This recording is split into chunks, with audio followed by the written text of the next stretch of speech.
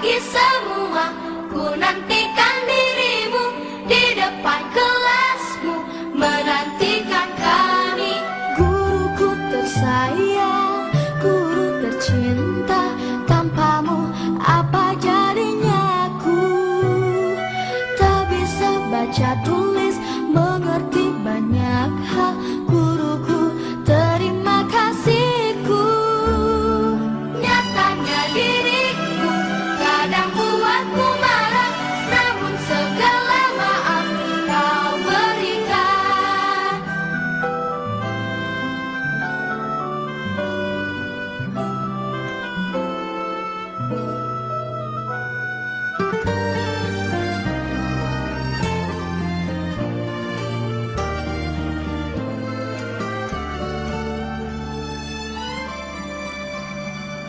Selamat pagi semua, ku nantikan dirimu di depan kelasmu, menantikan kami.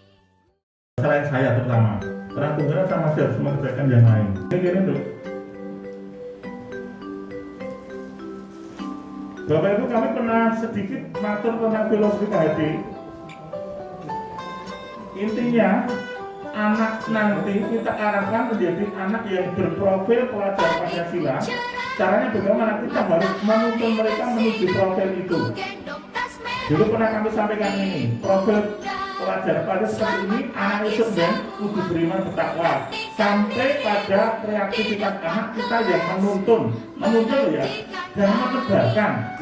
Jadi kita tidak bisa memaksa anak kita untuk pintar banget dan lain-lain. Nah, intinya di sini untuk bisa menuju ke profil pelajar Pancasila, pertama kita kuasai filosofi pemikiran KHD, pun pengajar tembriko, komunitasnya, nilai dan peran guru penggerak, visi guru. Jenengan besok bisa membuat visi jenengan sendiri dalam skop kecil.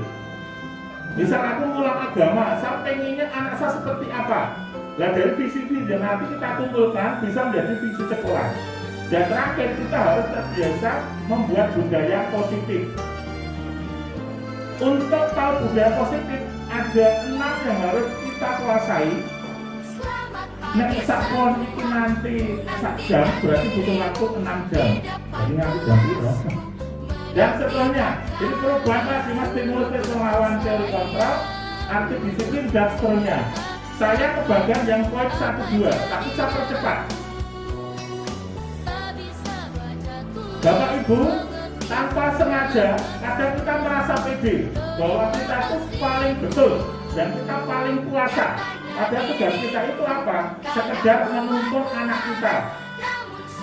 Ada teori illusions of control, ilusi kontrol, dan ini kita mispersepsi, kita misunderstanding, kita salah persepsi itu. Persepsi bahwa guru itu bisa mengontrol murid. Dan kadang kita bangga, misal kelasmu anteng banget, kelasku rame banget, dan lain-lain. Ketika kelas kita itu anteng banget, kok aku berhasil mengontrol anak saya. Jujur Bapak Ibu, adakah rasa di hati kita itu merasa, kelasku paling anteng, mergo aku bisa mengontrol anak saya. Bapak Ibu ada seperti itu? Nggak apa-apa. Kadang kita menyalahkan kelas kok rame banget, Pak dulu rasa kontrol. Nah, kalau dalam diri kita seperti itu adalah ilusi, berarti hal yang kurang tepat. Jadi kita boleh mengontrol murid, tetapi tidak dengan cara yang kurang pas. Misal, anakku jambu itu bu kelas kabeh, anakku tak ulang menengah, tetapi apa? Mungkin yang kita lakukan itu semacam mendiskreditasi atau mengintimidasi, jadi kelas yang terbanyak. Jadi kita tidak boleh, karena apa? Siswa itu sudah punya tujuan sendiri. Kita mengontrol tujuan anak itu tidak dengan paksaan, tapi cukup menuntun. Nah, pengen anakku menang sekolah, nah kelas jadi caranya, tapi tidak dengan intimidasi. Yang kedua, ini yang kita sering kita lakukan, ilusi kritik. Kita bisa mengkritik anak atau membuat orang merasa bersalah, atau membuat anak merasa bersalah. Karena kita punya keyakinan bahwa yang kita lakukan dengan kritik, kita akan dengan membuat anak merasa bersalah, itu akan menguatkan karakter anak. Dan kita sering kasarannya elek-elek bocah orang kita saya jalan. Anak kita kritik, gue biji apik mergo apa? Gue mergo tirunan toh, gue mergo ngepek toh. Itu kita kritik. Dan kita buat anak merasa bersalah. Ya mau umum meneh. Lho iki lho cara juara ada siji. Itu enggak mergo kancane ini browsing dan lain-lain. Maksud kita mungkin baik. Besok anak gendang ngepek meneh, ya kan? Besok anak gendang mencari cara yang lebih bagus, tetapi itu akan membuat anak merasa bersalah seterusnya, akan melemahkan anak. Lah apa kita tidak harus seperti itu boleh, tapi nanti dengan teori berikutnya. Jadi kalau maksudnya ini memperbaiki menguatkan karakter, kita jangan membuat anak merasa bersalah, jangan kritik anak apalagi di depan umum. Bisa contoh ini, saya sama Sudiman, mungkin dikira kami Pak Sudiman nggak ada di ruang, ada anak empat jalan, langsung muncul supaya supaya apa?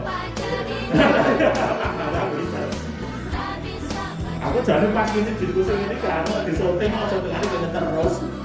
Halo? Oh, maksudnya sama dikita apa sekali? Dengarin. Jadi ada anak bilang gitu, nek jenak coba bingung, ditoke apa dicekal? Oh iya dicekal, berarti kan dikapain bu? Dikandani gitu. Oh sudah, ya betul. Betul. Dan nanti praktek disebut seperti apa? Kemarin misal sampai bisa di Ngapura, di Ngapura kok orang ini baru apa nih? Dia sendiri ya pengen menanggung apa namanya? Pengen memperbaiki diri tapi besok kalau ada teman saya bilang gitu tak omongnya Pak loh. Dia tidak, dan nanti kalau ada temannya bilang tupayan atau USA, itu dia masih bilang ngilangin itu contoh. Nah maaf, jadi kita bisa tidak mengkritik orang, mengkritik siswa atau membuat siswa merasa bersalah. Karena ilusi kita mikirnya, kok tak kritik, bocah kita kapok kayak bahasanya, mesti karakter anak kuat. Jadi orang bakal balani kesalahan lagi. Kita masih berpikir seperti itu. Kemudian sebuah penguatan positif efektif dan bermakna. Ini yang sadar ya, mohon maaf, ini kita mau buka mindset dulu, pola pikir dulu. Saya bicara ini kaget. Dulu kaget. Nek penguatan positif itu efektif dan bermanfaat. Misal ya, ada anak tuh ya.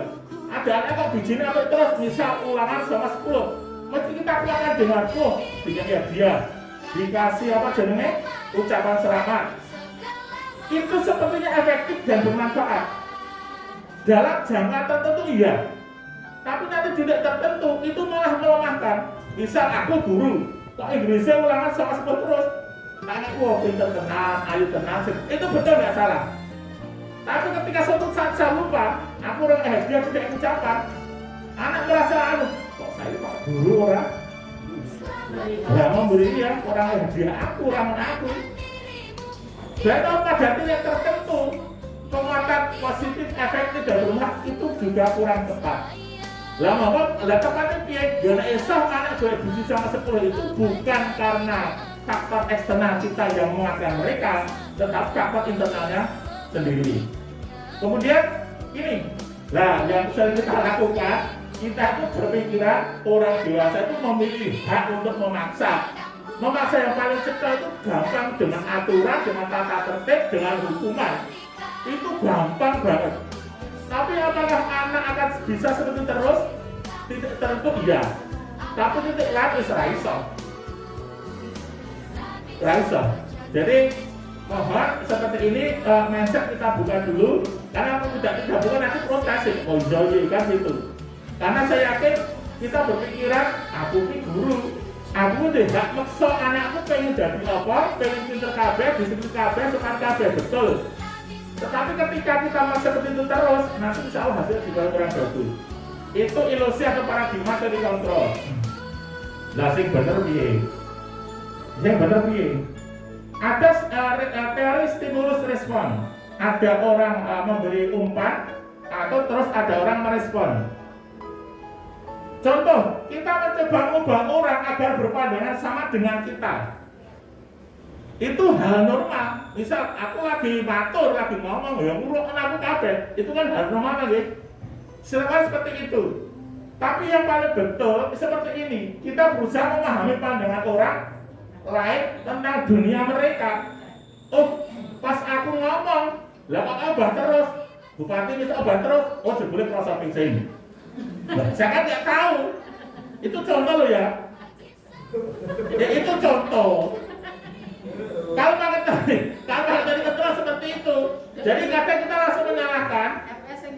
Kita harus tahu anak kita seperti itu, kok bisa men-setting apa kan gitu. Kemudian perilaku buruk dilihat sebagai suatu kesalahan. Sering kita menganggap anak pas melakukan kesalahan itu dianggap perilaku buruk atau perilaku buruk itu suatu kesalahan. Misal anak kok telat terus, saya misal ya jumlahnya tante tak setor, itu secara sekolah betul. Tapi laporan tidak seperti itu. Lah sebenarnya semua perilaku itu memiliki tujuan. Nek putrane jenengan telat apa ora seragam, saya kemarin maaf mau kelingan. Saya rada loro-loro. Ada anak kelas 7 cewek pakaiannya kok ora setrika, saya lupa kelas 7 pokoknya. Tak stop. Dok, ngepasi dia itu tidak pakai dasi. Dok, kok kurang dasi. Tapi saya menegur dengan baik. Pak yang dasi dok. Iya pak. Lah, lalu toh boten. Lah boten ki. Kula dari tumbas loh. Dasi kan bisa beli sana deh. Kula dari tumbas seragam. Ya Allah, saya kalau sampai sekitar mungkin 10 hari yang lalu ada anak yang belum seragam seperti itu. Siapa nanti tolong ngomong saya masih ingat. Nah, so kita kontribusi untuk anak itu karena mungkin memang itu butuh. Kalau secara teori stimulus respon, nek perilaku buruk itu kan apa stimulusnya respon kita apa? Oh, salah kowe ora nganggo dasi. Tapi ketika kita ketahui tanya anak tujuan apa, dia tidak punya dasi, maka anak tidak punya karena orang tua belum bayar. Lu kan tadi, kan aja dia merasa bersalah. Jadi mohon, bukan berarti setiap perilaku buruk itu nanti bukan kesan tidak. Tapi kita ngajari, kita tanya dulu. Jadi anak itu orang dasi ngopo kok melanggar ini ngopo? Kemudian orang kan bisa mengontrol saya. Lah, terkadang kita itu kudu balas dendam. Orang kan bisa mengontrol aku, biasanya terus piye? Oh, berarti aku bisa mengontrol orang liya. Yang betul piye? Anda bisa mengontrol diri Anda. Yang bisa adalah diri Anda yang mengontrol. Jadi kita tidak bisa mengontrol anak kita secara maksimal. Yang betul piye? Biar anak mengontrol diri sendiri setelah ada kesadaran. Jadi kita tidak bisa mengontrol orang lain. Pemaksaan pada suatu bujukan gagal. Pemaksaan ada pada saat bujukan gagal. Biasanya ketika ada orang salah, pemaksaan ada pada saat bujukan gagal. Nek gagal dibujuk apa? Mbok kowe nek nang kelas ora rame. Kan dibujuk to ya? Nek kaya tenan biasanya aja iki maksa, metu, mulih, misalnya ya. Biasanya saya seperti itu. Itu apa stimulus respon? Anak kok ngeyel. Ya respon saya ya sudah saya keluarkan. Lah, yang enak bagaimana kita kolaborasi dan konsensus menciptakan pilihan-pilihan baru. Jadi misal ketika anak melakukan kesalahan di kelas rame, tidak memperhatikan, ya kita buat konsensus atau kolaborasi, kita tanya. Sebentar kan, oh kok ngapa anak nggak TEO? Ternyata anak itu memang apa? Tipenya kinestetik tadi. Jadi harus diterangkan belum ini dia pengen gerak. Nah berarti kita tanya, kita belajar, kita konsensus, kita berkesepakatan dengan anak. Terus mode berpikir menang kalah. Biasanya aku guru, aku sing menang, murid sing kalah. Nah kalau bisa model berpikir menang semua. Menang semua. Misal hari ini tadi, contoh hari ini. Saya buat kesepakatan aja dulu saja anak. Nek bahasa Inggris gawa kamus. Ini tadi kelas 9F ada satu anak tidak bawa kamus. Spesialis kata walinya. Saya tidak marah-marah, saya berusaha orang kamus ngapa lali. Nek lali piye? Ya minta maaf Pak. Nek minta maaf piye? Saya salah gareni. Ya penak no, kudu piye sesuk. Nah, terus nek dia tidak bisa menjawab, saya tawaran beberapa solusi. So nek orang itu berarti ngapal beberapa saya kata ya, oh ya Pak loh. Itu contoh. Kadang kita orang kamus tak hukum dan lain-lain. Jadi nek iso menang-menang. Jadi murid tidak merasa tersakiti, tapi ilmu juga meningkat. Bukan dengan kamus tadi, ilmu kosakata yang meningkat.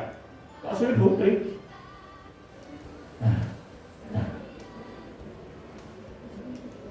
Nah, Bapak Ibu, nah ini Bapak Ibu, teori motivasi perilaku manusia. Orang termasuk kita melakukan sesuatu itu kan ada motivasinya. Secara umum ada teori orang melakukan sesuatu, termasuk siswa kita. Ini dari ngatur kan? Iya. Yang ngatur nomor apa? Ya. Ya. Satu, untuk menghindari ketidaknyamanan atau hukuman. Biasanya siswa kita menang kelas, pakaiannya rapi, orang niko-niko. Kenapa? Untuk menghindari ketidaknyamanan atau hukuman. Mereka jenengan engko nak rame, tak tokke, tak kon nulis titik, tak gonang BP, gitu lagi. Biasa kita seperti itu. Jadi anak gen ora dikonang BP, gen ora dihukum, dia punya motivasi apa? Aku menghindari gen ora dihukum.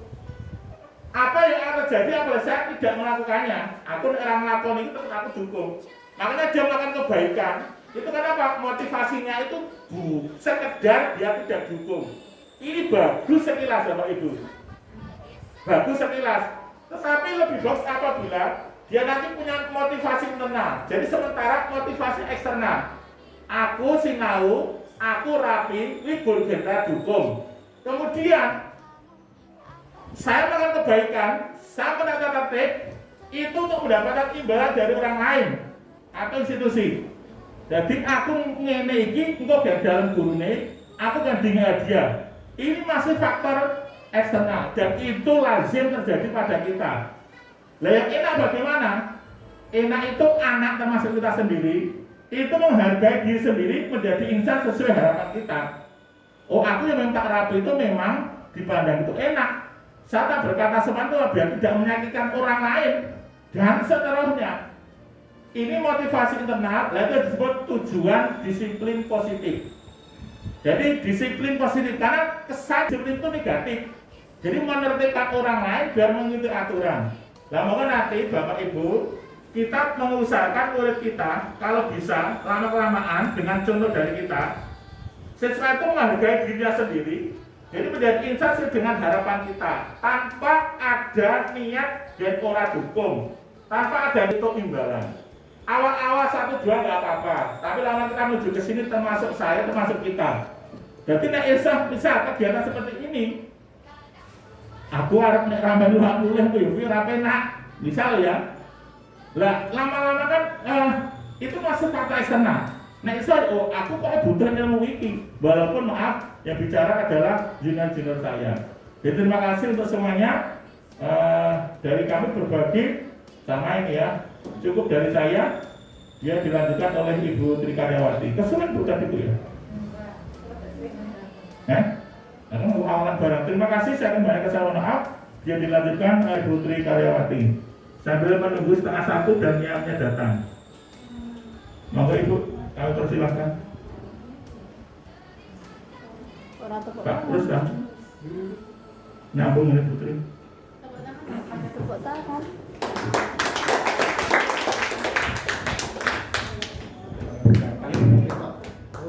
Yang ada sini. Bagus itu.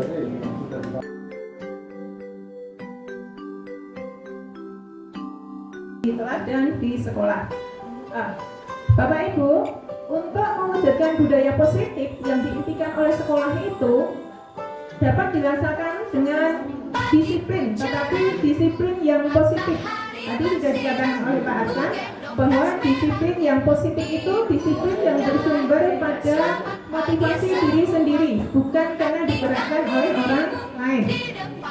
Kalau kita bicara mengenai disiplin, Bapak Ibu, biasanya disiplin itu kaitannya dengan aturan, kemudian dengan hukuman atau sanksi, ya. Bicara disiplin berarti bicara aturan atau peraturan atau sanksi.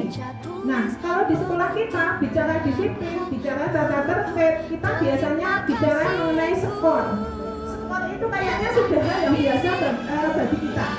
apa-apa diskor, terlambat diskor, rame diskor, bajunya salah diskor, kemudian potongan rambutnya modelnya keliru juga diskor. Ya, jadi kayaknya siswa itu diatur itu hanya untuk menghindari skor. Nah, ya supaya tidak diskor. Selama ini siswa itu tidak begitu atau tidak melanggar aturan. Kenapa? Agar tidak diskor.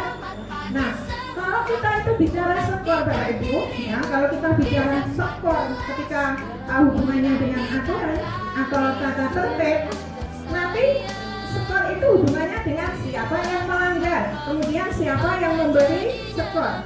Nah, bahayanya kalau ada yang melanggar, tetapi yang memberi skor nggak ada, jadi anak-anak nanti akan terbiasa melanggar, kan tidak ada yang memberi skor. Dan kemudian akan bahaya lagi ketika sudah ada yang melanggar, sudah diskor, tetapi skornya itu tidak diterapkan. Artinya kita sudah memberi skornya 100 harus keluar kayak gitu. Nah, sudah diskor banyak-banyak, tetapi tidak ada tindak lanjutnya. Akhirnya anak hanya akan alah, wong diskor sudah dapat 200, aku juga nggak diapa-apakan, kan seperti itu. Nah, itulah yang harus nanti kita hilangkan, kita buang. Istilah skor itu sedikit-sedikit kita buang. Nah, sekarang di sistem positif nanti akan kita open bagaimana membuat anak itu menjadi manusia yang merdeka, ya. Manusia yang merdeka. Manusia yang merdeka itu yang bagaimana tuh? Manusia yang merdeka itu bebas dari perintah orang lain. Jadi dia tertib bukan karena diperintah orang lain. Selain bebas dari perintah orang lain, juga manusia merdeka itu bisa atau cakap memerintah dirinya sendiri untuk berperilaku yang baik, ya, yang sesuai dengan norma, yang sesuai dengan aturan. Kok mati ya Bapak Ibu ya? Coba apa? Tahu kan coba apa dulu?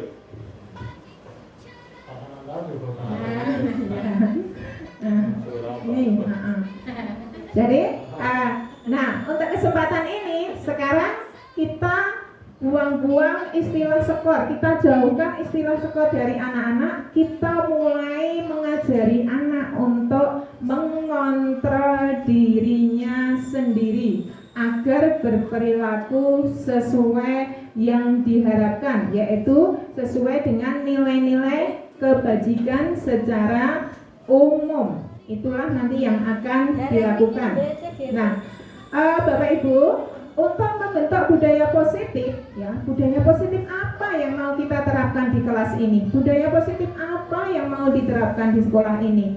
Apa saja atau apa dulu yang harus dilakukan? Tentu saja, ya, anak-anak atau murid harus tahu dulu kebajikan apa yang mau diterapkan di kelas saya, ya. Kebajikan yang mestinya nanti akan membuat kelas ini menjadi nyaman, ya. Masalah-masalah di kelas akan hilang kalau semua orang melakukan kebajikan. Nah, kebajikan-kebajikan yang kita sepakati bersama ini nanti kita jadikan sebuah keyakinan kelas. Jadi hari ini saya akan memberikan materi mengenai keyakinan kelas. Nah, kok keyakinan ya? Bukankah kita itu sudah biasa bicara mengenai peraturan? Kok ini istilah baru, keyakinanku jadi istilah apa? Ngertiku keyakinan ini ya keyakinan beragama, kan seperti itu. Nah, ini lain. Keyakinan kelas, keyakinan antara apa itu nilai-nilai kebajikan yang membawa kelas itu nanti menjadi lebih baik. Kalau peraturan itu rasanya itu mengikat, mengekang, tetapi kalau keyakinan itu motivasinya dari dalam. Kalau sudah bicara keyakinan, kita semangat untuk menjalankan, namanya yakin. Jadi kita akan semangat untuk menjalankan. Nah, Bapak Ibu, sebelum saya bicara lebih jauh mengenai keyakinan kelas, kita ulang lagi mengenai budaya positif tadi ya, bahwa budaya positif itu adalah kebiasaan baik yang ada di sekolah, kebiasaan baik yang berpihak pada anak, kebiasaan baik yang bertujuan membuat anak itu menjadi pribadi yang bertanggung jawab, Itulah budaya positif. Kemudian untuk membudayakan hal-hal yang positif tadi diperlukan disiplin, tetapi disiplin yang positif, bukan disiplin yang memaksa.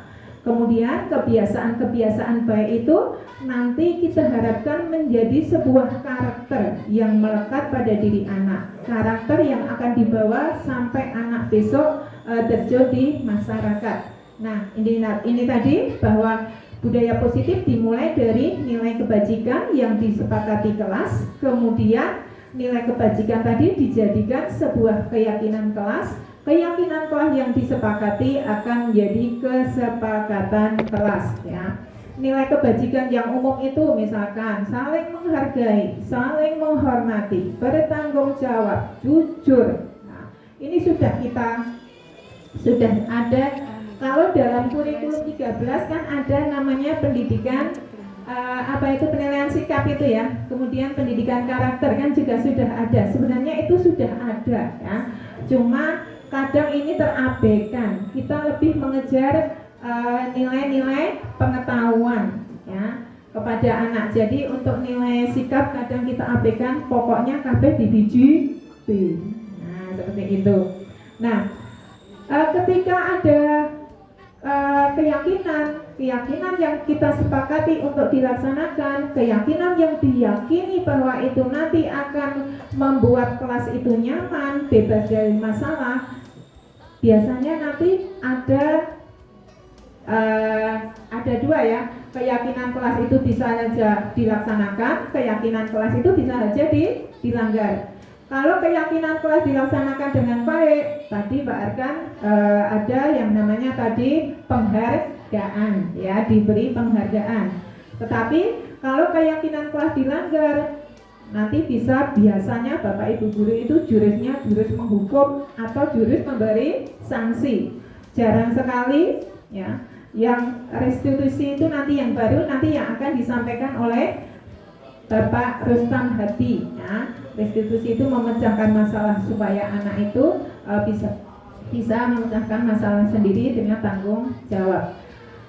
Kadang kita mau merestitusi itu kesuwen kangelan, dihukum kang metu rampung kan kayak gitu. Nah, itu yang harus kita hindari.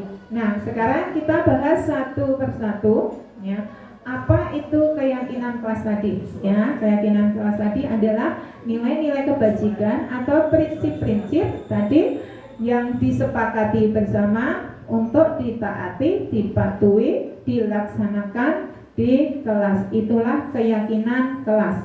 Nah, keyakinan kelas itu bersifat abstrak, ya, lebih abstrak daripada peraturan. Kalau peraturan itu kan jelas. Oh, harus begini. Kalau tidak begini nanti tak diginikan, kan seperti itu. Kalau aturan ya, kamu harus begini. Kalau nggak begini, skornya sekian. Kalau nggak mengerjakan soal ini, kamu nanti keluar ruangan. Kalau nggak ini, seperti itu. Nah, tetapi kalau keyakinan enggak. Keyakinan itu lebih abstrak. Kemudian dibuat dalam bentuk kalimat positif. Ini yang paling penting, ya. Dibuat dalam bentuk kalimat positif itu maksudnya bagaimana? Kita menghindari kata tidak boleh, menghindari kata dilarang, karena anak-anak itu paling tidak suka dilarang, paling tidak suka tidak boleh. Malah kalau anak-anak itu nek dipenging koyo dikon. Nah, makanya ketika kita membuat aturan dilarang membuang sampah sembarangan, itu bukan keyakinan kelas. Dibuat saja yang bagus, menjaga kebersihan. Nah, menjaga kebersihan nanti sudah luas sekali. Makanya keyakinan kelas itu bersifat lebih abstrak. Dilarang berisik ketika pelajaran. Kita buat aja keyakinan kelasnya menghargai. Nah, menghargai orang lain. Menghargai orang lain itu menghargai siapa? Menghargai guru yang mengajar, menghargai teman yang sedang belajar. Itulah keyakinan kelas. Jadi dibuat dalam bentuk kalimat positif. Kemudian jangan terlalu banyak, nanti anak menghafalkannya susah. Jadi nanti ada beberapa keyakinan kelas yang dijadikan satu, di include menjadi satu, ya, supaya dihafalnya itu mudah. Contoh tadi, menghargai guru yang mengajar, menghargai teman yang belajar. Itu bisa ditulis satu saja menjadi saling menghargai. Dilarang membuang sampah di sembarang tempat. Kemudian rajin membersihkan kelas, dijadikan satu saja, menjaga kebersihan kelas. Nah itu. Kemudian, nah ini yang membedakan antara keyakinan kelas dengan tata tertib, dengan peraturan. Yang nomor 6 ini, kalau tata tertib itu biasanya yang membuat sekolah, yang membuat Bapak Ibu guru. Tetapi kalau keyakinan kelas, yang membuat itu musyawarah antara murid dan Bapak Ibu guru, ya. Jadi murid sendiri yang membuat. Karena mereka yang membuat, mereka yang memutuskan, nanti diharapkan anak-anak itu akan melaksanakannya. Ya, istilahnya sebenarnya bukan mematuhi, tapi melaksanakan. Ya, karena kita menghindari kata mematuhi, ya, tapi menggunakan kata melaksanakan. Itulah yang dimaksud dengan keyakinan kelas. Nah, keyakinan kelas, cara membuatnya bagaimana? Ayo kita prosedur pembentukan keyakinan kelas. Yang pertama, diskusi dulu. Diskusi siapa murid kita bentuk yang sudah saya praktekkan ya Bapak Ibu.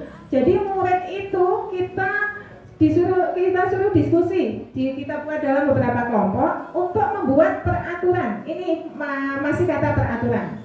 Kita jangan menyuruh anak membuat, ayo anak-anak buat keyakinan kelas. Mereka nggak akan tahu apa itu keyakinan kelas. Jadi yang tetap disuruh membuat peraturan dulu, ya. Ayo anak-anak, kalau kalian ingin kelas kalian menjadi baik, coba kita diskusikan dulu supaya kelas ini menjadi baik. Kalian ingin peraturan apa yang akan diterapkan di kelas ini? Ini yang sudah saya terapkan sebagai wali kelas. Paling enak itu memang yang membuat peraturan adalah wali kelas, karena kalau yang membuat wali kelas nanti bisa dipasang. Kelas saya sudah ada saya pasang di tembok, ya, di depan itu. Jadi ketika setiap kali saya mengajar, anak-anak itu melanggar, saya cukup bilang, coba lihat peraturan nomor sekian. Sudah, anak-anak diam, ya. Kita tidak usah begitu banyak ceramah karena sudah ada di depan. Kemudian setelah diskusi itu kita catat, anak-anak tiap kelompok kan punya masukan. Peraturannya ini bu. Anak-anak ternyata ketika kemarin itu saya suruh membuat peraturan keyakinan kelas, anak-anak semangat sekali membuatnya. Dan ternyata anak-anak itu ingin kelasnya itu menjadi baik. Contohnya mereka itu sudah menulis sendiri. Nomor 1, ketika pelajaran jangan berisik. Ketika pelajaran menghargai Bapak Ibu guru. Jangan terlambat, harus membersihkan kelas. Itu produk anak sendiri, itu hasil pikiran anak sendiri. Berarti bagaimanapun seorang anak, mereka ingin kebaikan untuk kelasnya. Nah, kemudian masukan-masukan itu kita ganti. Anak-anak biasanya menulis dilarang berisik. Nah, kita ganti menjadi kalimat yang positif. Dilarang berisik, dilarang bicara sendiri ketika guru menerangkan. Itu kita ubah menjadi saling menghargai. Kemudian dilarang buang sampah sembarangan. Nah, kita ubah menjaga kebersihan kelas. Kemudian beberapa keyakinan kelas yang sama kita ringkas supaya tidak terlalu banyak. Nah, kemudian kalau sudah terbentuk keyakinan kelas itu sudah terbentuk, kembalikan lagi ke anak. Ingatkan lagi ke anak bahwa ini adalah hasil karya kalian. Ini yang kalian buat. Karena kalian yang membuat, kalian harus melaksanakan. Ingat, bukan harus mematuhi, tetapi harus melaksanakan, ya, supaya anak-anak itu tidak pikirannya itu pokoknya dibuang dari kata-kata patuh itu dibuang, ya, tetapi harus melaksanakan. Kalau mereka sudah setuju, kemudian setiap anak bertanda tangan bahwa mereka akan mematuhi keyakinan kelas. Nah, kemudian apakah kita membuat skor sanksi? Tidak usah. keyakinan kelas tidak usah dibarengi dengan skor dan sanksi. Tidak seperti aturan disertai skor dan sanksi. Karena apa, keyakinan ini nanti kita harapkan tuh muncul dalam dirinya sendiri, bahwa anak itu akan baik karena niatnya sendiri. Ada Bapak Ibu guru, siapapun yang mengajar, dia akan tetap baik ya. Jadi jangan sampai menggunakan sanksi atau skor. Kemudian keyakinan kelas tadi kita pasang di dinding kelas ya. Bapak Ibu guru besok kita bisa diskusi bersama untuk membuat keyakinan kelas. Ini contoh ya, contoh keyakinan kelas yang sudah kita sepakati menjadi sebuah kesepakatan kelas. Contoh ini hanya contoh-contoh ya. Saling menyayangi, semangat belajar. Semangat belajar nanti kita jelaskan ke anak yang dimaksud semangat belajar itu apa toh. Nah, ini dari beberapa masukan anak, kemudian kita tulis menjadi semangat belajar. Oh, semangat belajar itu mendengarkan ketika guru mengajarkan, mengerjakan tugas yang diberikan, belajar di rumah. Kita include menjadi satu, menjadi kata semangat belajar. Itu contohnya. Sudah berapa menit nih ya? Kemudian ini tadi yang sedikit tadi ini sudah disampaikan oleh Pak Arkan tadi ya, bahwa kaitannya dengan keyakinan kelas tadi, kalau melanggar tadi, kalau aturan tadi ada hukuman sanksi. Nah kemudian kalau biasanya anak-anak yang baik, kita biasa memberi penghargaan. Tadi sudah dibicarakan Pak Arkan bahwa ternyata penghargaan itu jangka pendek dan jangka panjangnya itu pengaruhnya nggak baik ya. Kenapa? Karena kita itu ingin anak itu melakukan kebaikan ya, bukan karena penghargaan, supaya besok kalau sampai tua ya, sampai jadi pejabat ya, sampai jadi apa saja, itu kalau dia itu baik, jangan sampai karena ada imbalan, jangan sampai ada amplopnya. Memang dia mau baik, jangan sampai juga dia baik karena takut. Nah, saya harus datang 6:30. Kenapa? Nah, karena saya harus pinjam, kayak gitu loh. Kita contoh diri kita sendiri ya. Saya harus pinjam, maka saya harus datang 6:30. Kalau nggak pinjam, saya nggak 6:30 ya. Besok anak-anak kita itu setelah dewasa, setelah mereka terjun ke masyarakat, mereka akan baik karena motivasi diri sendiri tadi. Nah ini yang kedua, penghargaan menghukum. Maksudnya apa toh penghargaan menghukum? Ya, ini mungkin kita ya setuju, ya tidak setuju, pokoknya aneh ini. Kemarin kita di kelompok itu juga sempat mendiskusikan ini. Kita kan biasa memberi reward ke anak atau bapak itu. Kita kan dalam pelajaran dulu, kita tuh harus sering-sering memberi reward, jempol, hebat, bagus kayak gitu kan. Ternyata itu nggak baik menurut apa yang kami pelajari barusan ini ya. Jadi itulah yang dimaksud penghargaan menghukum. Penghargaan menghukum itu contohnya ketika menerima raport itu kan dulu ada rankingnya ya. Nah sekarang kan tidak. Nah raport ranking itu wujud penghargaan kepada mereka yang nilainya baik. Nah bagaimana anak-anak yang sebenarnya itu sudah belajar sungguh-sungguh. Diulang itu saya juga merasakan ada anak belajar matematika duduk di depan sendiri, dombleng orang kedip-kedip, tapi ketika ditanya itu tidak bisa ya, tidak bisa.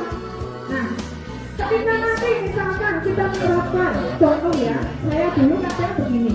Nah saya pernah begini, anak-anak yuk barang matematika ini, nanti yang sudah selesai boleh pulang duluan, pernah begitu kan? Nah yuk, yang sudah selesai boleh pulang duluan. Ya berarti anak-anak yang nggak bisa nanti kan seperti dihukum pulangnya paling akhir, padahal mereka kemampuannya, potensinya memang hanya segitu. Nah itulah yang dimaksud penghargaan menghukum. Contoh lagi pelajaran olahraga, disuruh lari. Mungkin anak-anak yang posturnya tinggi larinya bisa cepat, diberi tepuk tangan, dikasih hadiah. Nah anak-anak yang mungkin posturnya apa ya, posturnya nggak begitu tinggi kan, mungkin gendut, mungkin kecil, nek disuruh lari kan nggak nggak bisa bersaing dengan yang mungkin kakinya lebih panjang dan sebagainya. Kemudian ketika yang larinya cepat itu kemudian dikasih hadiah, dikasih penghargaan, dia akan merasa seperti terhukum. Aku kok pendek ini, oh ya aku nyentuh ini apa ya, nah semacam itu. Nah jadi itulah yang dimaksud penghargaan menghukum. Ya. Kemudian penghargaan tidak efektif. Penghargaan itu tidak efektif, ya. Karena apa? Efektifnya ya hanya saat itu. Nanti kalau pas nggak diberi penghargaan, walah aku nggak PR lah dicocok. Ya ada kita nggak tahu ternyata guru seseorang nggak baik lah mau mulai dicocok. Nah kayak gitu. Kemudian penghargaan merusak hubungan, maksudnya yang mendapat penghargaan itu senang sekali. Kemudian yang tidak mendapat penghargaan merasa kecil hati, merasa benci, dan itulah yang dimaksud merusak hubungan. Kemudian ini, nah ini tugas untuk Bapak Ibu guru. Yo tugas workshop itu ya yang butuh jelas gitu ya, workshop nggak dikasih tugas. Sekarang ini Bapak Ibu, nanti saya mau tanya atau ke Bapak Ibu guru yang mau menunjuk tangan. Ketika Bapak Ibu guru meminta anak ya yang terlambat, ada anak terlambat, kemudian tanpa ditanya kenapa terlambat, kalau restitusi kan saat tadi kan harus ditanya kenapa terlambat, oh begini, kenapa begini, kan harus begitu. Tapi ini tidak, oh kamu terlambat, yo nyatet 100 kali di dalam buku, saya tidak akan terlambat. Nah itu ya, ini hukuman atau sanksi? Nah ini hukuman. Nah pinter game ya. Nah nanti di bawah ada. Nah hukuman, ini hukuman. Ya Bapak Ibu kok begini ya? Pernah nggak begini? Nulis yang 10. Langgar PR lah, nulis yang 10. Orang tahu, alhamdulillah. Kemudian ini tindakan dulu, lari mengelilingi lapangan basket 2 kali karena terlambat hadir di sekolah. Kamu lagi, ini wis kamu ping 100. Saiki telat meneh. Ini wis kon nyapu. Mana? Kenapa meneh saiki? Ayo. Ini hukuman atau sanksi? Hukuman atau sanksi? Sanksi. Hukuman dan sanksi. Sanksi. Ini hukuman, ya hukuman. Nggak ada hubungannya telat dengan lari, nggak ada hubungannya kali. Nah berarti ini hukuman. Kemudian murid diminta push up 50 kali oleh Bu Farida. Ya Allah, kejam sih. Karena tidak menggunakan masker ke sekolah. Ini apa ini? Hukuman, ya hukuman. Hubungannya push up karo masker kuwi opo? Hubungannya, ya. Kemudian ini menggantikan kertas tugas teman yang telah dicoret-coret, ini apa? Nah, kali ini sanksi atau konsekuensi. Kamu sudah merusak kertasnya kancamu, ganti dengan kertas yang lain, seperti itu. Jadi ada hubungannya. Ya, Biasanya ya Bu, boleh ya. maaf saya kan belum paham. Tadi pagi itu saya waktu menyanyikan lagu Indonesia Raya dengan anak-anak, Ya. saya kan di depan, kemudian anak-anak saya suruh posisi siap menghargai lagu Indonesia Raya. Ternyata saya agak melirik itu teman-teman murid itu gini, terus nyablok kirinya gantian, jadi itu sebelah ini ya organ kemaluannya. Nah akhirnya setelah selesai saya suruh lepas masker nyanyi Indonesia Raya di luar. Nah apakah itu salah gitu? Nah, kalau itu namanya sanksi ya. Tadi Indonesia Raya kan tidak sungguh-sungguh kan? Berarti disuruh menyanyikan Indonesia Raya itu sanksi. Kecuali kalau Bu Yayu nyapu itu namanya hukuman. Tadi tidak menyanyikan Indonesia Raya baik-baik, maka disuruh menyanyikan Indonesia Raya. Di depan apa itu bendera tidak apa-apa. Di depan bendera tidak apa-apa kan, menyanyi Indonesia Raya di depan bendera itu kan bagus, ya. Kemudian supaya ingat juga, oh Indonesia Raya apa itu bendera itu begitu megahnya, begitu luar biasanya. Saya akan menyanyikan lagu Indonesia Raya dengan sungguh-sungguh. Jadi itu namanya sanksi, Bu. Boleh, ya boleh. Boleh, tidak apa-apa. Tetapi juga harus diingat ketika menyanyikan lagu Indonesia Raya kan pagi-pagi loh. Nah, jadi ketika menyanyikan lagu Indonesia Raya-nya di lapangan nggak masalah. Pagi-pagi anak-anak berjemur kan nggak masalah. Ya. Ada lagi yang mau bertanya? Ya. Jadi tadi saya itu nih, kalau PKN itu hukuman atau sanksi itu sama, tapi tadi kok ada hukuman terus satunya yang dimaksud itu sanksi apa konsekuensi? Bedanya hukuman dengan sanksi di sini. Nah, nanti di bawah akan saya jelaskan. Saya kasih contohnya dulu ya, ya. Nah, saya kasih contohnya dulu. Nah, ya. Ini pelajarannya adalah menjawab dulu. Saya rangsang dulu. Nah, baru itu nanti saya kasih betulnya seperti apa, ya. Kemudian yang selanjutnya, bersihkan tumpahan air di meja. Tulis karena tertinggal pada saat belajar. Ini apa? Sanksi ya. Nah, sanksi. Ada kaitannya. Numpah ke banyu mengasihi, itu namanya sanksi. Nah, ya. Memberikan hukuman atau sanksi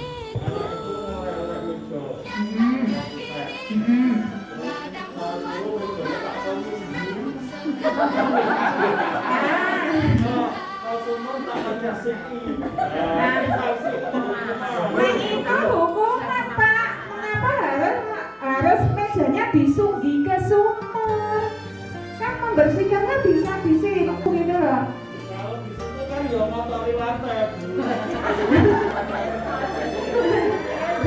Jadi berarti itu setengah hukuman, setengah sanksi menurut Bapak.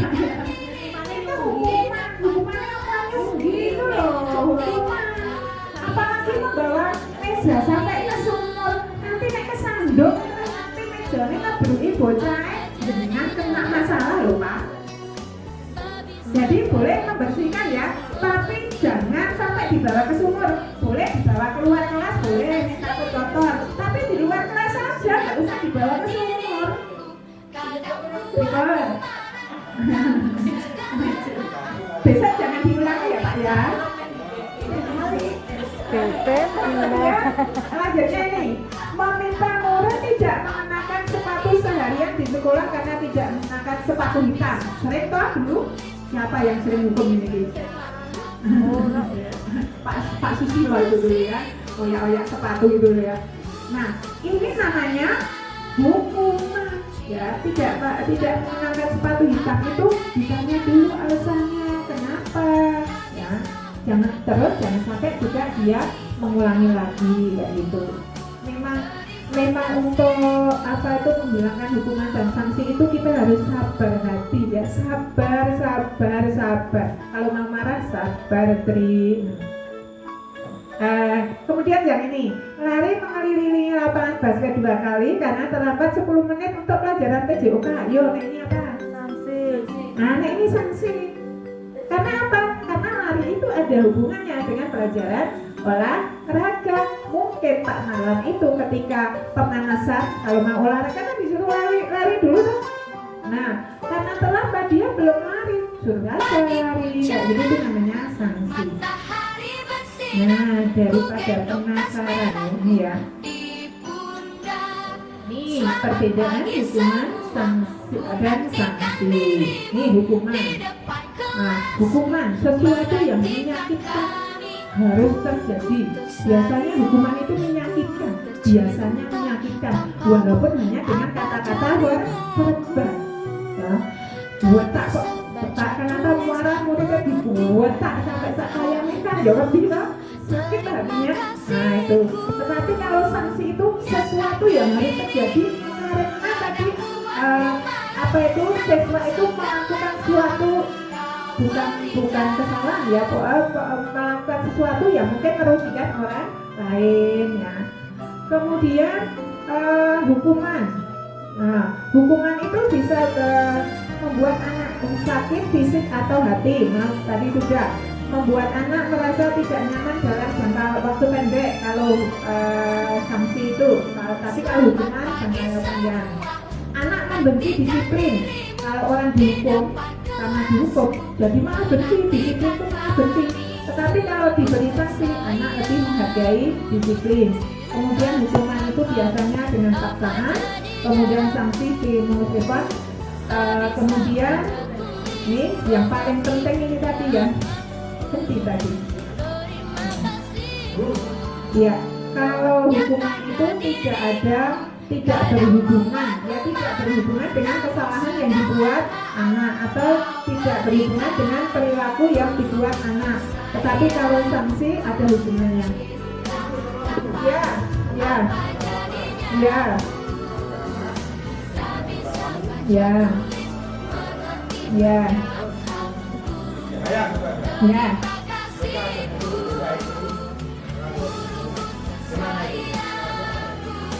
Anak tidak.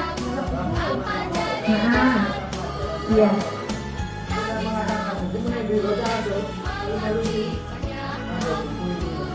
Itu tadi berarti termasuk dengan belum menghukum ya. Ini kayak membuat rasa bersalah yang tadi Pak Arkan terangkan tadi di depan orang. Pak Bambang, iki loh jangan bawa buku. Cuma membuat rasa bersalah kan Pak Bambang tidak melakukan apa-apa, itu hanya menunjukkan bahwa anak itu tidak membawa buku. Itu namanya membuat anak itu merasa bersalah, tidak nyaman. Lah yang membuat rasa bersalah, anak itu mempunyai rasa bersalah ya. Tidak, oh ya, ini saya sudah kode ini karena ini nanti harus ada lagi 2 teman yang harus menyampaikan, memaparkan materi selanjutnya. Berarti Bapak Ibu, kalau besok mau diskusi kita bisa diskusi dilanjutkan di luar forum ini ya Bapak Ibu ya. Saya akan senang sekali kita akan membuat keyakinan kelas. Kita belajar merefleksi diri. Selama ini yang kita lakukan itu apa ya, itu sudah tepat atau belum. Terima kasih untuk atensinya hari ini. Senang sekali ketika Bapak Ibu guru tadi ada yang bertanya, berarti yang saya katakan tadi mengusik hati gitu ya. Cukup sekian. Assalamualaikum warahmatullahi wabarakatuh.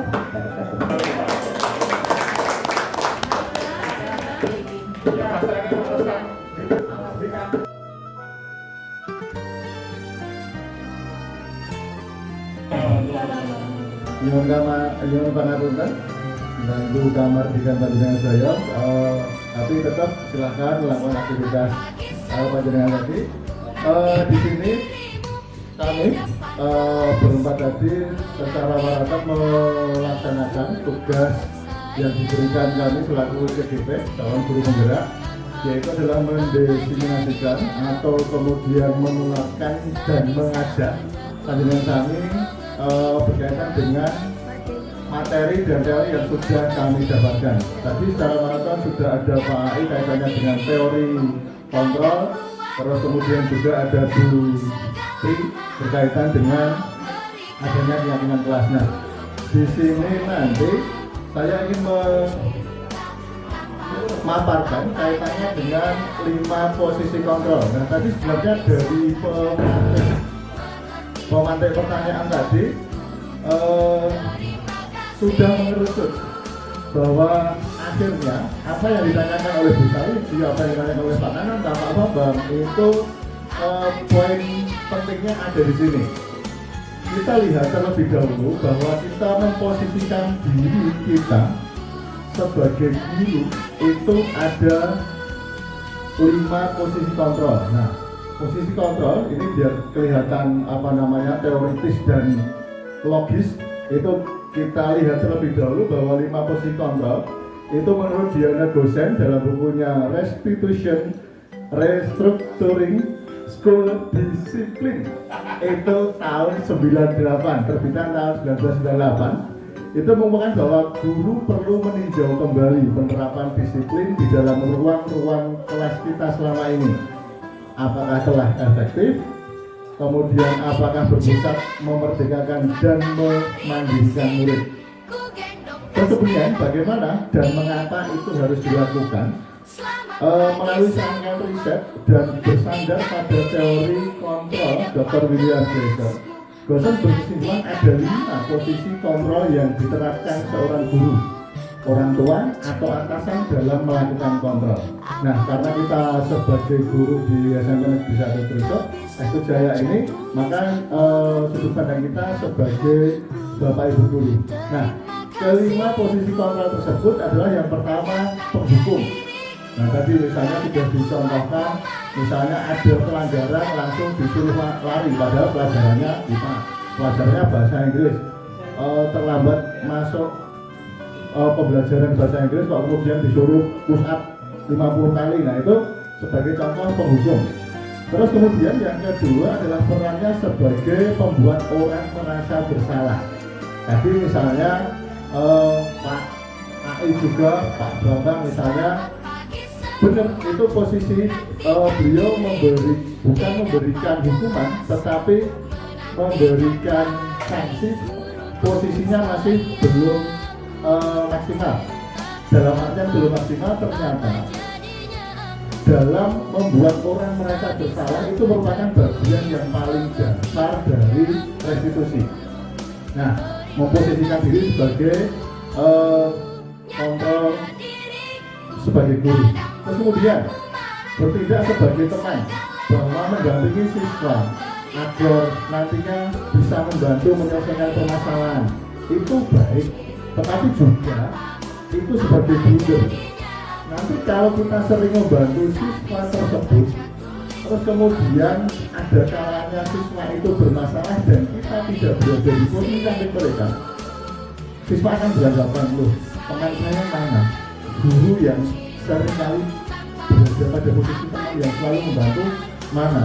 Itu yang dilakukan oleh posisi kontrol siswa teman seperti ini. Terus kemudian monitor, guru sebagai pemantau apa yang terlihat mereka melakukan kesalahan, siswa melakukan kesalahan, kita catat, kita identifikasi sehingga nanti berbagai kesalahan yang ada tersebut kita selesaikan dengan baik. Nah, kemudian posisi kontrol yang paling akhir, yang ideal dan paling standar untuk dimiliki oleh seorang guru adalah sebagai manajer. Karena manajer ini nanti bisa sekali tempo menjadi teman dari murid, tetapi sekali tempo juga bisa menjadi monitor atau pemantau kepada murid. Dan yang terakhir sebagai manajer, dia juga memberikan semacam problem solving. Jadi pemecahan masalahnya seperti apa? Kalau tadi ada yang menanyakan, lah terus kudu piye, seharusnya bagaimana? Maka kemudian proses kita, posisi kontrol kita sebagai manajer itu nanti yang sekaligus berpikir bersama-sama siswa untuk memberikan problem solving. Oke. Tadi saya mendengar bahwa Bu Sawiji bertanya kaitannya dengan ini sudah jelas belum ya? Oke. Yang sebelah kan kalau saya perbesar sedikit. Wih. Oke, sekali lagi lah. Oke. Bahwa di sini 5 posisi kontrol yang tadi sudah saya sebutkan, itu yang pertama adalah sebagai penghukum, kemudian pembuat orang merasa bersalah. Ini kontrolnya dari luar, tetapi posisinya adalah identitasnya gagal. Karena apa? Ke depan kita sebagai guru itu menghindari hukuman. Ya, sebagai guru kita menghindari hukuman kepada siswa. Terus kemudian yang level berikutnya adalah identitas berhasil atau sukses. Kontrol dari luarnya itu mengharapkan imbalan atau ketergantungan pada orang, posisinya sebagai teman dan pemantau. Terus kemudian selanjutnya adalah identitas berhasil sukses, kontrol dirinya apabila bisa menghargai diri sendiri. Mungkin berarti mengatakan bedanya apa sih untuk sanksi dan hukuman. Untuk hukuman itu bersifat satu arah, Ibu. Jadi lebih pada guru memberikan perintah yang itu iso kudu dilaksanakan karena siswa tersebut sudah melanggar. Tetapi kalau kemudian untuk konsekuensi atau sanksi itu kita ketuk dulu, apa hati si siswa, ketuk kesadaran siswa bahwa dia sudah merasa bersalah. Terus setelah merasa bersalah, tadi seperti yang dilakukan Pak Arkan, bertanya, kita identifikasi kesalahan yang kamu buat itu kenapa, apa alasannya. Terus selanjutnya setelah itu kita menanyakan kepada dia, kalau sudah membuat kesalahan seperti itu, apa yang sebaiknya kamu lakukan. Nah, akan memperbaiki diri, akan belajar lebih giat lagi. Terus kemudian yang berkaitan dengan materi pembelajaran, maka kemudian yang sesuai dengan apa yang ada di situ. Oke. Selanjutnya ini tadi saya perlihatkan sedikit, ini ada Selamat pagi semua, ku nantikan dirimu di depan kelas, menantikan kami. ya, ini contoh bahwa penerapan restitusi yang kemudian saya laksanakan di siswa. Ini ada skenario nya kalau yang ini, kalau yang cowok. Tetapi ini saya stop dulu. Bentar. Saya suaranya nanti ya. Oke. Hah? Oh iya, sudah. Nah, saya stop di sini. Sebelum kami mendapatkan dawuh untuk mengerjakan membuat konsep mengatasi atau mempraktekkan restitusi, itu ternyata tanpa sengaja saya itu secara alami mempraktekkan apa yang sudah kami dapat. Jadi sudah mendapatkan materi, akan tetapi belum mendapatkan tugas untuk membuat. Terus dua anak ini saya suruh sebenarnya pertama ke UKS dengan satu teman yang lain. Kasusnya adalah bahwa si Nadia selaku siswa itu tidak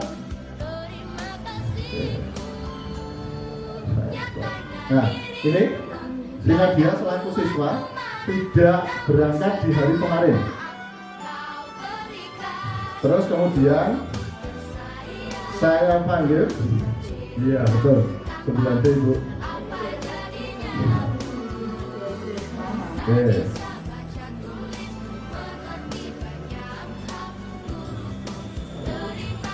Mohon maaf, lelah, laptop lelah nanti.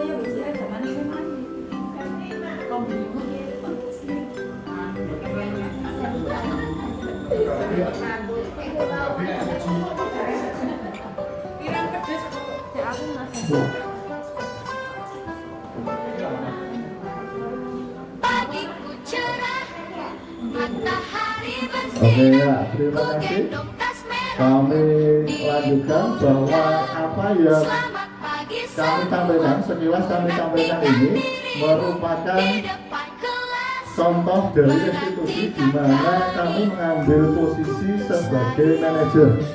Apa sih peran dari manajer? Kita bisa lihat di sini. Misalnya, kalau kita bedakan terlebih dahulu bahwa sebagai penghukum yang seringkali ada, maka guru berbuat seperti apa? Misalnya adalah ini bukan saya mencontohkan posisinya di sini, tapi ternyata seringkali kita atau seringkali terjadi pada lingkungan kita. Misalnya guru berbuat menghardik, menunjuk-nunjuk, menyakiti, menyindir. Gimana?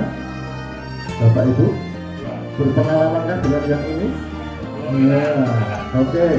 Terus kemudian membuat orang merasa bersalah, berceramah dan mengatakan seharusnya kamu begini, ibu kecewa dengan kamu. Jadi menedongkan, merendahkan mental bagi siswa tersebut. Terus kemudian posisi kita sebagai teman bagaimana? Membela, membuat alasan-alasan agar siswa itu terselamatkan dari hukuman, misalnya seperti itu. Terus kemudian membantu pada saat mengerjakan atau mendapatkan kesulitan. Tetapi itu bagus. Tapi yang selanjutnya apabila itu nanti dipikirkan siswa sebagai suatu ketergantungan, siswa tidak mandiri. Terus kemudian kita sebagai pemantau menghitung dan mengukur. Nah, tetapi beda kalau status kita sebagai manajer itu nanti mengajukan pertanyaan-pertanyaan, mengidentifikasi kenapa kamu terlambat. Kalau tadi saya buka dari suaranya jernih, saya mengidentifikasi kasusnya Nadia ini juga karena dia tidak dibangunkan pada saat sekolah. Kenapa tidak dibangunkan orang tua karena tidak di rumah? Bapaknya meninggal, terus kemudian ibunya nikah lagi. Ibunya kalau malam ke tempat suaminya, nah tidur di tempat suaminya. Terus kemudian di rumah hanya tinggal berdua dengan Simbah saja. HP kalau tadi kepikiran, lo kan masih bisa bangun dengan menggunakan alarm HP. HP dibawa orang tua, dibawa ibu ke rumah suaminya tadi. Terus kemudian Simbah itu pikun. Nah, dengan kondisi yang seperti itu kita tidak bisa langsung jas memarahi bahwa kamu salah dan sebagainya. Kita coba identifikasi terlebih dahulu masalahnya apa, sehingga nanti kita tetap menyadarkan. Dalam video tadi saya tetap menyadarkan kalau itu kamu tidak sekolah melanggar peraturan tanpa izin. Terus kemudian bangunnya saya jam 8, setengah 9 Pak. Loh, kalau kemudian kamu ada niatan untuk sekolah, silahkan bangun tersebut, mandi, ke sekolah. Rumah kamu mana? Rumahnya daerah Etangono, jadi terjangkau, mungkin seperempat jam itu bisa. Terus kemudian saya ulang lagi, lebih baik terlambat atau tidak berangkat sama sekali pada saat itu. Lebih baik terlambat Pak. Iya, saya mendapatkan ilmu bahasa itu. Nah, maka kita gali anak itu biar mempunyai respon terlebih dahulu. Terus saya kembalikan lagi, perbuatan kamu salah atau benar sesuai dengan aturan atau tidak? Ya salah Pak, tapi saya tidak menghubungkan dia. Tapi saya bangun lagi, semua orang pasti melakukan kesalahan, pernah melakukan kesalahan. Begitu juga kalau saya melihat dengan latar belakang kamu, saya angkat kamu luar biasa, bisa kemudian berdampingan dengan orang simbah kamu yang seperti itu. Pasti kamu juga sering membantu simbah kamu. Jadi tidak selalu untuk memojokkan, tidak selalu menjatuhkan mentalnya, tapi kita angkat. Terus baru saya tanya, ke depannya keinginan kamu seperti apa? Cair, suasana saya cair, jadi siswa tidak merasa dipojokkan. Terus akhirnya apa? Nangis itu. Merasa diperhatikan, tidak ada yang memperhatikan saya sedalam ini. Saya sayang teman saya nggak pernah nangis, saya seperti itu. Jadi memang untuk untuk menumbuhkan kesadaran, kita memang bisa selami dari bawah terlebih dahulu, tidak langsung kemudian menghakimi bahwa itu salah, kota salah, dan lain sebagainya. Nah, terus selanjutnya bedanya lagi, misalnya untuk guru data penghukum biasanya kalau kamu tidak melakukan awas ya, merasakan itu karakter dari guru penghukum. Tapi pembelajaran konsepual seperti ini, kamu seharusnya kamu sudah tahu akan ibu telah sekali mengatakannya, sudah berulang kali, berapa kali ibu katakan, misalnya ibu loh ini bapak jarang kelihatannya sama ya. Terus kemudian kalau sebagai teman gimana? Ayolah lakukan demi ibu. Jadi seolah-olah siswa itu tergantung sekali pada sosok bapak ibu guru di situ. Nah orang ya nanti kalau yang mengatakan satu ibu guru, jadi dia hanya tergantungnya pada satu orang tersebut. Terus kemudian kalau pemantau bagaimana? Bagaimana peraturannya? Sudah tahu tata tertibnya, sudah tahu aturan yang ada di sekolah ini. Nah, tetapi beda sebagai manajer. Kalau kita posisikan sebagai manajer, apa yang kita yakini, apa yang bisa kau kerjakan untuk memperbaiki masalah ini. Jadi bedanya itu tiap level tersebut itu bagi guru. Terus kemudian untuk selanjutnya hasilnya seperti apa? Kalau dihukum, tadi sudah disinggung Putri, kalau dihukum apa yang terjadi? Siswa memberontak, menyalahkan orang lain dan cenderung berbohong. Berbohongnya dengan tujuan apa? Menyelamatkan dirinya untuk tidak dihukum. Terus kemudian membuat orang merasa bersalah, hasilnya bagaimana? Menyembunyikan, menyangkal, berbohong. Buahku Pak yang lain, misalnya seperti itu. Ketergantungan ini tadi pada saat kita memposisikan sebagai teman, tapi menyesuaikan diri karena apa? Sebagai pengantar itu juga seringkali, oh ternyata taat pada saat ada aturan, taat pada saat ada yang ngawasi, taat pada saat ada maafkan, misalnya seperti itu. Terus kemudian yang terakhir adalah pada saat manajer ini, maka hasilnya adalah menguatkan pribadi. Nanti mungkin ya sambil kita alas bersama-sama, kita tadi Nadia ini, Nadia ini nanti kedepannya bisa berubah atau tidak setelah saya memposisikan diri sebagai manajer, apakah ada perubahan atau tidak dan lain sebagainya. Nah, terus selanjutnya setelah posisi kontrol tersebut, maka kaitan dengan dunia berkualitas, terus kemudian langsung saja pada manajer, karena kita memposisikan harusnya idealnya kita sebagai manajer. Manajer itu bagaimana ya? Ada kalanya kita sebagai teman, ada kalanya kita sebagai pemantau, tetapi ada kalanya kita memberikan problem solving. Tadi besar uji lah, terus caranya dia dan sebagainya. Kami yakin bahwa kita semua sudah mempunyai solusi agar nanti bisa maksimal. Terus murid meletakkan dirinya sebagai individu yang positif dalam dunia berkualitas. Kalau dia tidak ditunjuk salah kamu salah, tetapi kita rangkul, maka siswa itu sadar agar kedepannya dia bisa menjadi lebih berkualitas lagi. Terus kemudian bagaimana caranya saya bisa memperbaiki keadaan? Siswa itu setelah sadar berusaha, oke Bu, saya salah, saya minta maaf. Terus kemudian apa yang harus saya lakukan biar kedepannya saya lebih baik lagi. Loh, kalau siswa sudah diketuk seperti itu, sudah sadar seperti itu, maka bisa kedepannya lebih maksimal lagi. Terus kemudian yang terakhir, mencoba untuk mengevaluasi diri, bagaimana cara memperbaiki diri. Ini guru bisa, siswa bisa. Jadi guru mungkin juga pada saat memberikan pembelajaran tidak maksimal, perlu adanya refleksi diri, tetapi siswa juga bisa merefleksikan diri. Saya tidak mau jauh untuk bagaimana guru harus merefleksikan, tidak, tetapi cukup posisi kita seperti apa. Terus selanjutnya yang terakhir, tadi kaitannya dengan bergerak di antara tadi peraturan pemantau konsekuensi hadiah. Itu apabila kita menjadi pemantau. Tapi kalau manajer, nilai-nilai manajer itu cenderung untuk memperbaiki. Kita kebut yang selanjutnya adalah nada suara. Apa yang kita berikan ke siswa itu kalau kata-kata 10%, intonasi atau nada suara itu 35%. Terus kalau yang nonverbal, bahasa tubuh, kaplok, jiwit dan lain sebagainya itu membekasnya berapa persen? 55%.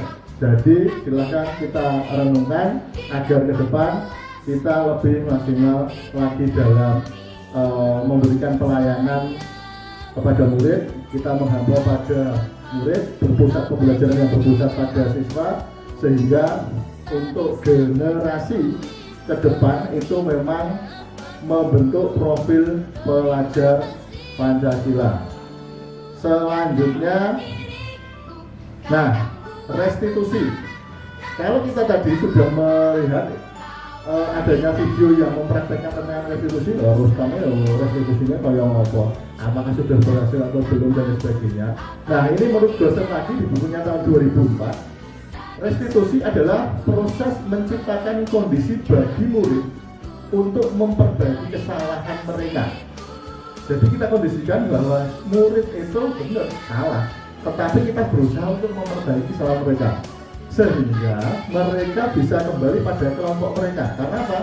Orang yang salah biasanya dikucilkan, orang yang salah merasa kemudian tersingkirkan. Dengan kondisi yang seperti itu, maka kewo atau malu untuk bergabung dengan siswa yang lain. Tetapi kalau kita kuatkan karakternya, kesadaran dari dalam dirinya, dia sadar ke depan tidak mengulangi lagi, maka akan mempunyai nilai positif bagi siswa tersebut.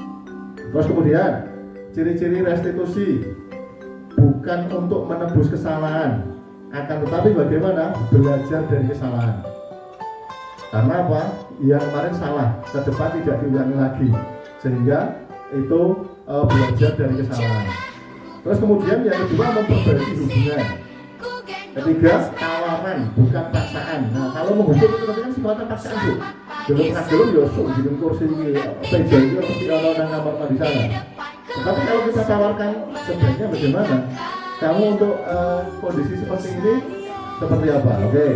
Ya, kemudian mencari kebutuhan dasar. Tadi yang belum terlewatkan sebenarnya makanya Bu BCL, kebutuhan dasar ada power, ada kekuasaan, ada kebahagiaan, cinta kasih dan lain sebagainya.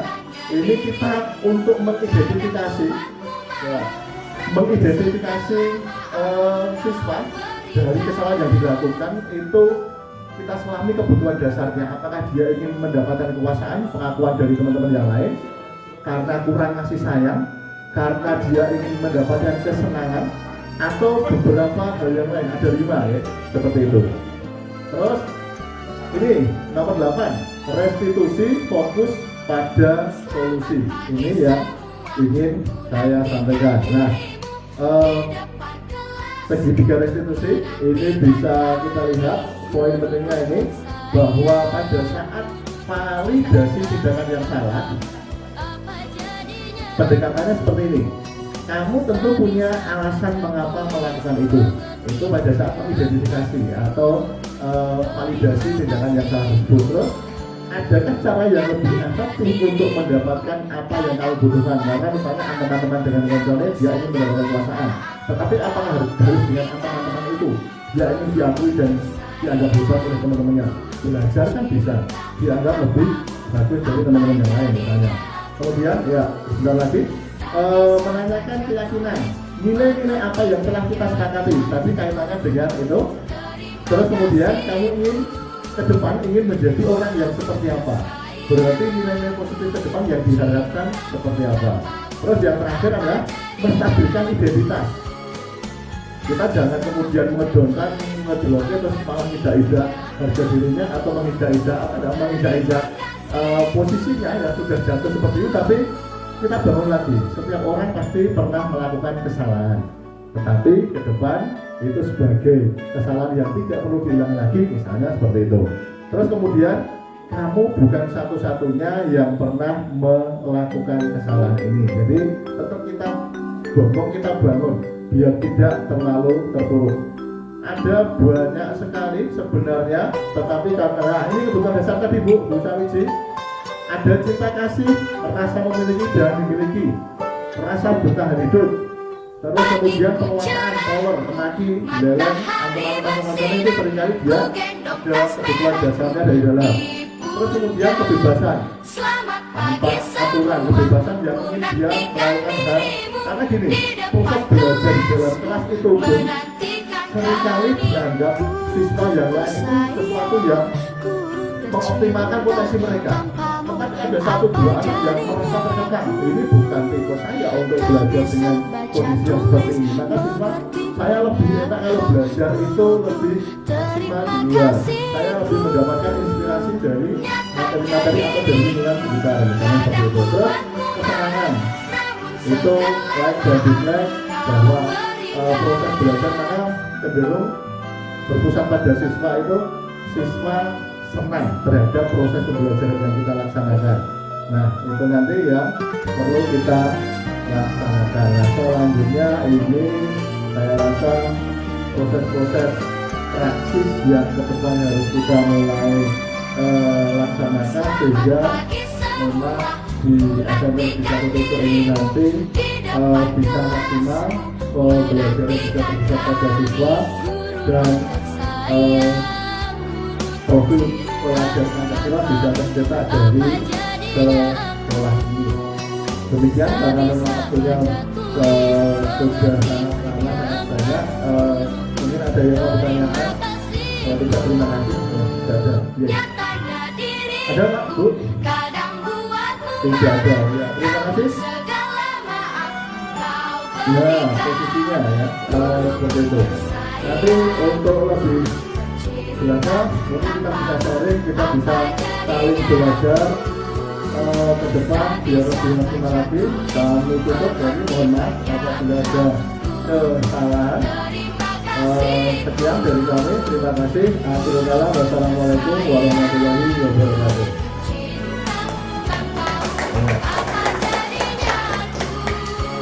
Kami kembalikan ke moderator, monggo Ibu Ayu Binti. Ya, Ibu Sari, monggo.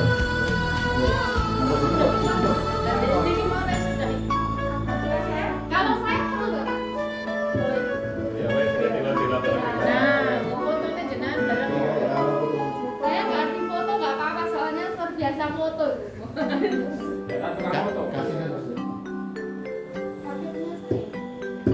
Ini kelamaan nggak? Ya jadi disingkat kan? Ya singkat. Foto saja kalau gitu. Fotonya tanya jawab loh. Oke, assalamualaikum warahmatullahi wabarakatuh. Waalaikumsalam warahmatullahi wabarakatuh. Sebenarnya semua materi sudah disampaikan sama Pak Arkan, mulai dari Pak Arkan, Putri, yang terakhir tadi Pak Risa. Sudah runtut sekali, tapi satu yang ekar ya tadi, yaitu kebutuhan 5 kebutuhan dasar manusia. Kaitannya apa tadi sebenarnya juga sudah dijelaskan oleh Pak Risa juga. Ya, pinjam ya Pak ya. Tak bisa baca tulis mengerti banyak hal guruku, terima kasihku. Ini demi foto dan Nyatanya diriku kadang buatmu marah, namun segala maaf kau berikan. Oke, ya. Sebenarnya begini Bapak Ibu, sebelum kita melakukan restitusi ya, atau kita melakukan hukuman atau memberikan sanksi, atau yang terakhir itu yang paling baik yaitu memberikan restitusi, langkah yang kita gunakan itu sebenarnya adalah mengidentifikasi kebutuhan yang mau dipenuhi oleh murid yang melanggar tadi. Murid yang melanggar itu melanggar aturan sebenarnya tidak melanggar tapi apa namanya itu mereka gagalnya apa, gagal memenuhi kebutuhan yang diinginnya ya, dia gagal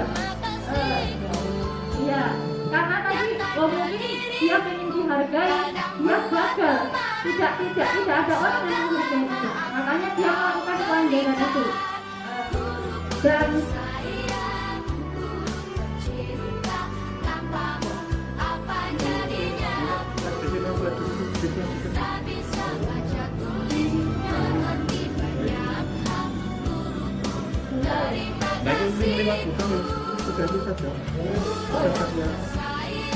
kalau saya nggak membaca materi nanti saya bingung.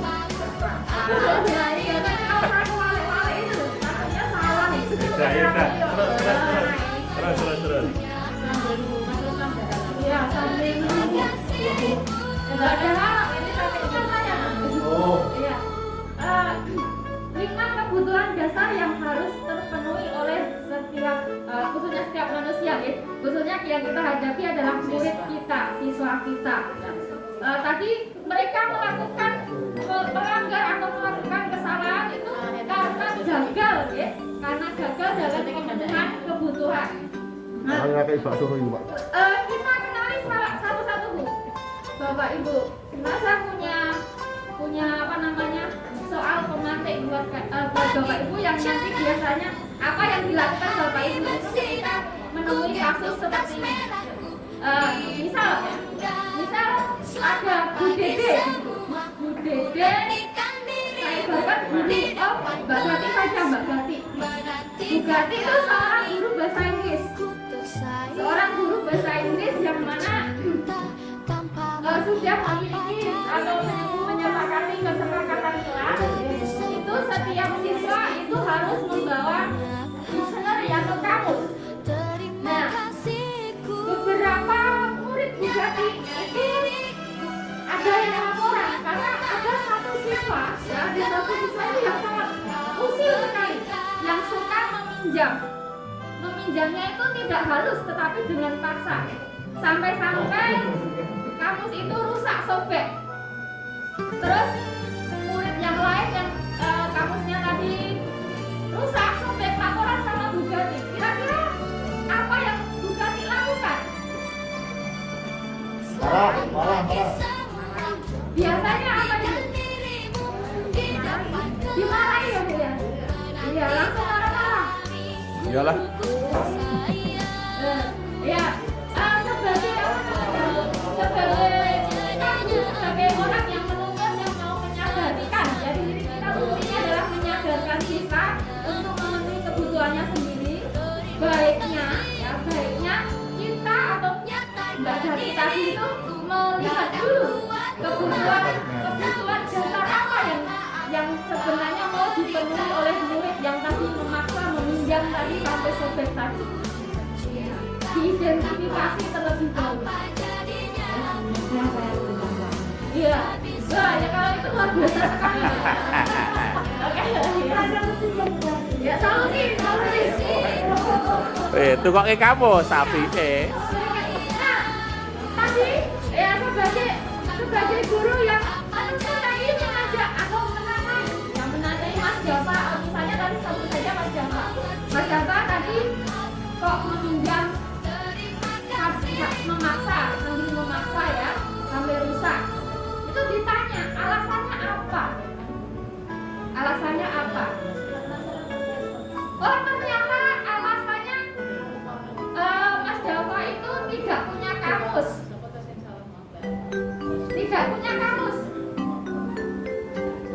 Tadi kata Bu Esme tadi, kalau tidak punya kamus berarti saya memberikan kamusnya.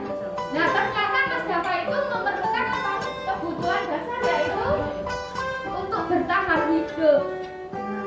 Takut kan nanti kalau tidak membawa, makanya pinjam, terus memenuhi kebutuhan hidup dia.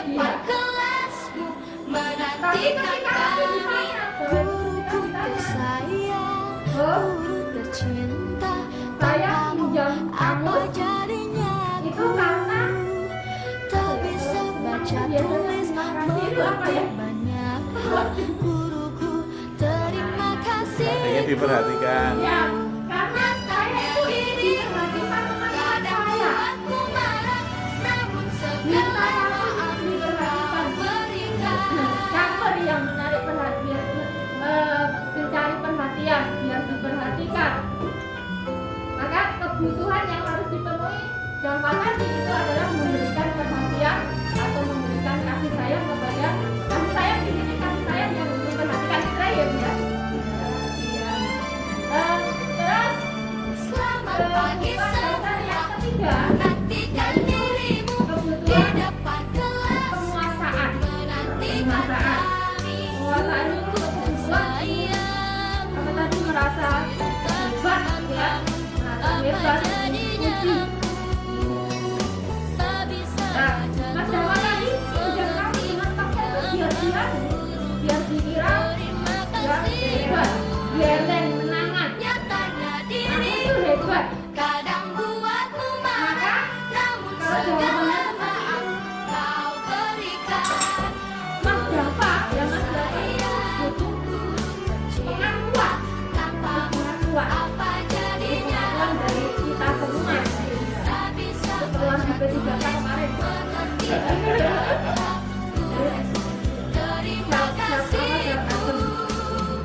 Terus misalnya lagi ini kami saja untuk masalah kita kebutuhannya masing-masing terus yang berikut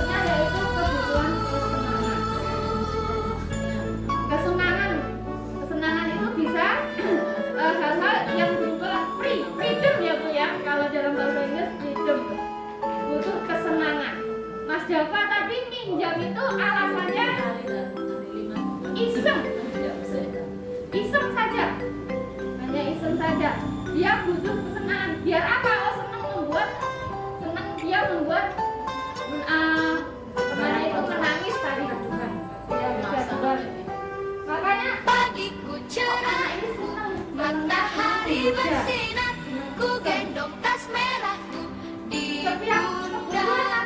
Selamat pagi semua, ku nantikan dirimu di depan kelasku, menantikan darimu. Guru tersayang, guru tercinta, tanpamu apa jadinya aku?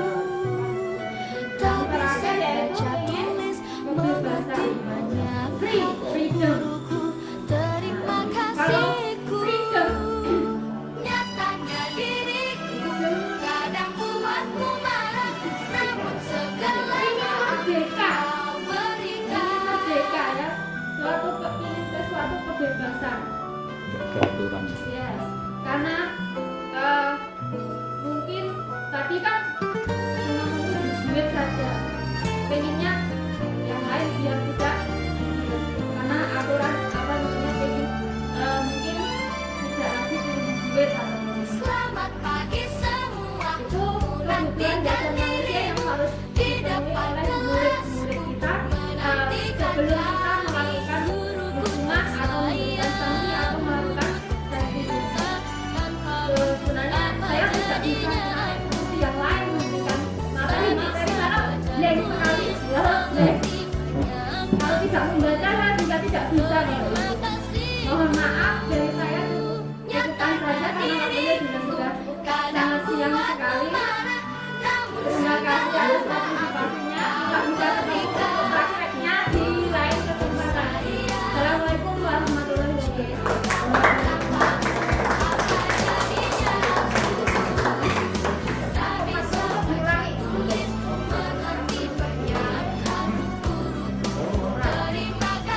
Ya, mohon Bapak Ibu yang tiga itu.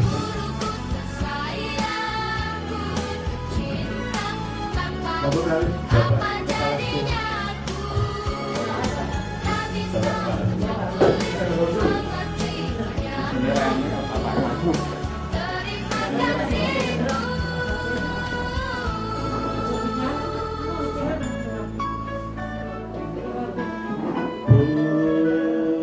Titis tolong ini diarah ke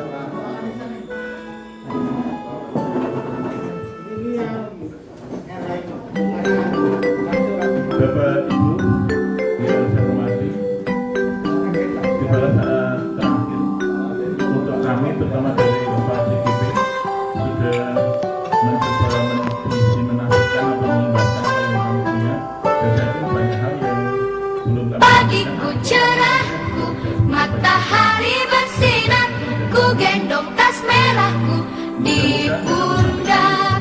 Selamat pagi semua,